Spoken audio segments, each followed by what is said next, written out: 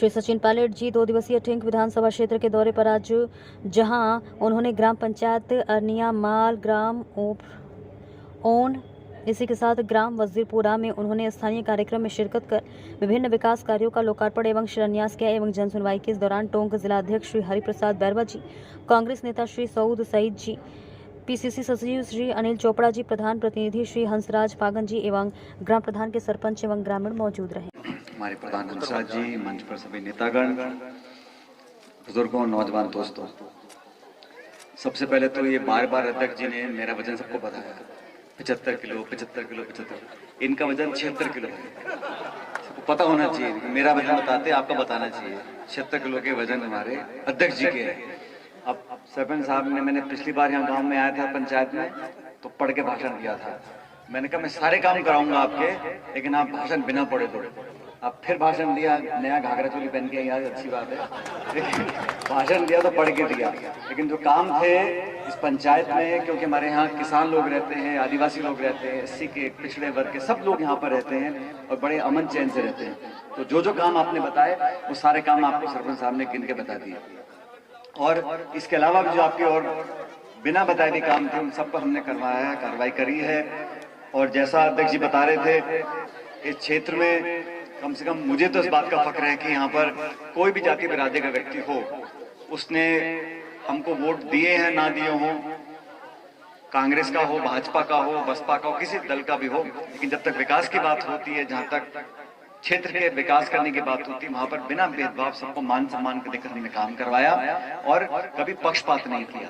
ये तो अक्सर नेता क्या करते हैं, पोलिंग बूथ की लिस्ट देखते हैं, कहाँ कितना वोट मिला, किसने नहीं दिया, फिर रड़क और निकालते हैं, जिसने नहीं दिया उसको पूरा फिर तंग करने का और दबाव डालने का। तो ये राजनीति हमारे संस्कार में नहीं है, लेकिन इस क्षेत्र ने जो प्यार दुलार दिया है उसका मैं बहुत बहुत आभारी हूँ। और आप सब जानते हो चुनाव सर पर है, महीने भर में यहाँ चुनाव होगा, किसी भी दिन घोषणा हो सकती है, लेकिन इस पंचायत से जो समर्थन मुझे मिला उसका एहसास मुझे पूरे 5 साल रहा।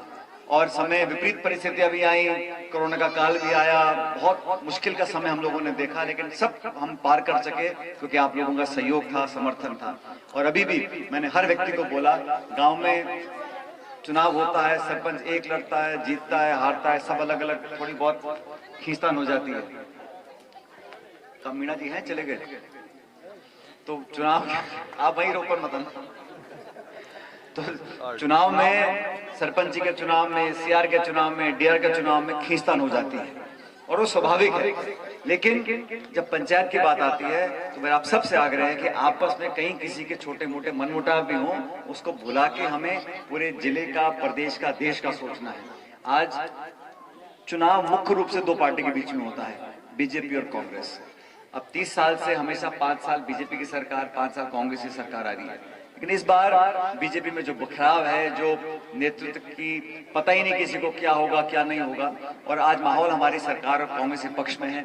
और आप सबके योगदान से, आप सबके समर्थन से मैं समझता हूँ कि दोबारा हमारी सरकार भी बन सकती है। लेकिन यहाँ पर जो समर्थन मुझे मिला था विधानसभा क्षेत्र में, उसको अगर ज्यादा आप लोग बढ़ा कर दोगे तो ये देश और संदेश पूरे हिंदुस्तान में जाएगा कि जो व्यक्ति, जो नेता, प्रतिनिधि काम करते हैं लोगों का, उनको जनता भी स्वीकार करती है। इसलिए आपसे मेरा करबद्ध निवेदन है, आने वाले चुनाव में पिछली बार से ज्यादा बहुमत देकर कांग्रेस पार्टी को जिताएं। और जो रिकॉर्ड स्थापित हुआ था 5 साल पहले, मैं जीता था यहाँ से 50-55 हजार वोटों से कांग्रेस पार्टी, इस बार मैं चाहता हूँ उससे ज्यादा वोट देकर आप जिताएं।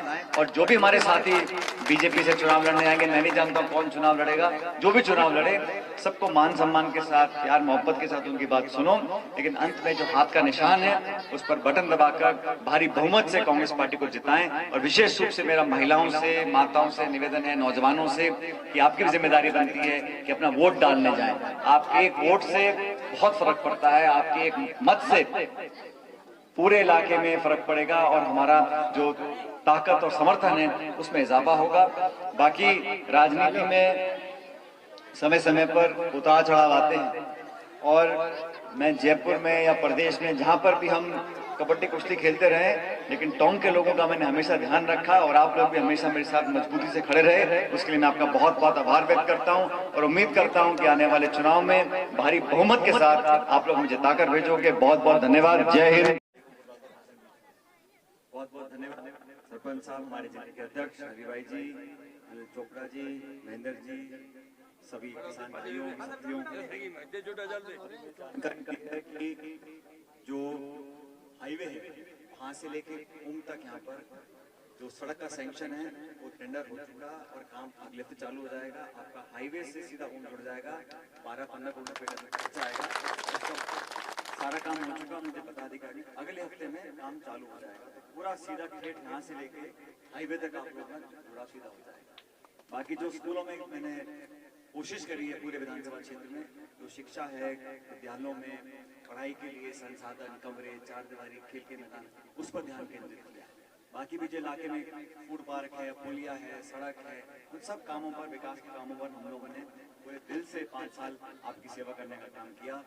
अब समय आपका आ गया है चुनाव का। हर 5 साल में चुनाव होते हैं और पिछली बार जैसा अध्यक्ष जी ने बताया, बहुत असीम प्रेम और प्यार आप लोगों का रहा और आपने हर जाति बिरादरी ने मिलकर एक ऐतिहासिक जीत जैसे कांग्रेस पार्टी की कराई।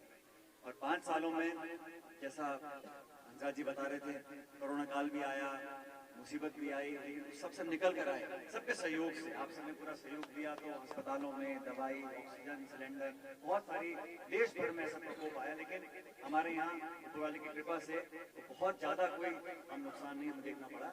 आप सबके सहयोग से हम उस मुश्किल दौर से निकल गए। उसके बाद दोबारा से हमने गति पकड़ी और कामों को जोड़ दिया। सभी काम आपके बीच में हैं। जो कार्यकाल हमारा रहा पिछले 4.5 साल का, मैं चुनौती से कह सकता हूँ, पिछले किसी कार्यकाल से तुलना कर लो, आपको पता पड़ेगा कि कहाँ काम ज्यादा हुआ, कहाँ नहीं हुआ। अंत में हर प्रतिनिधि, कोई वार्ड मेंबर है, कोई सरपंच है, प्रधान है, प्रमुख है, एमएलए, एमपी है, जनता तो उसका आकलन करती है हमारा काम कितना हुआ, हमारे जीवन में हमारे बच्चों का आगे भविष्य कैसे बेहतर बन सकेगा, हमारी सुविधाएं, सड़क की, बिजली की, चिकित्सा की, अस्पताल की, स्कूल की, ये कितनी हम बेहतर कर सकें। बाकी जो राजनीति है वो अलग है, लेकिन विकास को मैं समझता हूँ एक अलग दृष्टिकोण से हमें देखना चाहिए। तो मुझे संतोष इस बात का है कि सरकार हमारी इतनी संसाधन की, पैसे की, बजट की कभी कमी हमें आने नहीं दी। और हर गांव पंचायत में, हर वार्ड में ये नहीं देखा हम लोगों ने कि किस पोलिंग बूथ पे कौन सी पार्टी जीती, कौन सी हारी। सभी लोगों को साथ लेकर चला और मुझे ये कहते हुए खुशी है कि आप लोगों ने, हमारे कार्यकर्ताओं ने मिलकर एक परिवार के रूप में यहाँ इस क्षेत्र में काम किया। और काबरा पंचायत मैं समझता हूँ इस पंचायत को मैं अपनी पंचायत मानता हूँ, इसलिए आप लोगों से मेरा निवेदन है। मुझे पता नहीं कि बीजेपी वाले किसको ऐसे मैदान में खड़ा करेंगे, वो तो कोई ना कोई चुनाव लड़ेगा, जो भी लड़े हम तो सबका स्वागत करते हैं। और बड़े अच्छे वातावरण में चुनाव हो, लोकतंत्र हमेशा जीत कर निकलता है।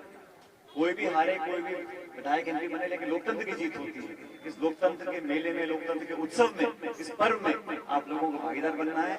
लेकिन मैं जानता हूं कि आप सोच समझ कर मत का प्रयोग करें और जितना आपने बहुमत पिछले चुनाव में दिया, पूरा देश इसको देख रहा था। आज भी पूरी दुनिया की नजर टिकी हुई है कि टोंक विधानसभा क्षेत्र से क्या परिणाम आएंगे, कितनी भारी हमारी जीत होगी। तो मुझे पूरा विश्वास है कि 36 कौम के लोग मिलकर पहले से ज्यादा हम लोगों को आशीर्वाद दें, काम के आधार पर, वातावरण के आधार पर। कोई नहीं कह सकता कि विधानसभा क्षेत्र में कहीं किसी के साथ अन्याय हुआ है या कहीं जानबूझ के किसी को प्रताड़ित किया है या किसी का पक्ष लिया गया, किसी का विरोध किया गया या बदले की भावना से काम किया। अक्सर मैंने देखा है कि लोग भड़ास निकालते हैं, कभी कभी किसी का अनबन हो जाए तो जब मौका मिलता है तो पूरी रड़क निकालने का काम करते हैं। लेकिन इस प्रकार की राजनीति मैं समझता हूँ भली नहीं है। हमें तो काम करना है, आप सबका सहयोग मिला उसके लिए मैं आपका बहुत बहुत आभारी हूँ। लेकिन मैं चाहता हूँ कि आप लोग इस बार चौकन्ने रहें, क्योंकि अभी अफवाहें फैलेंगी।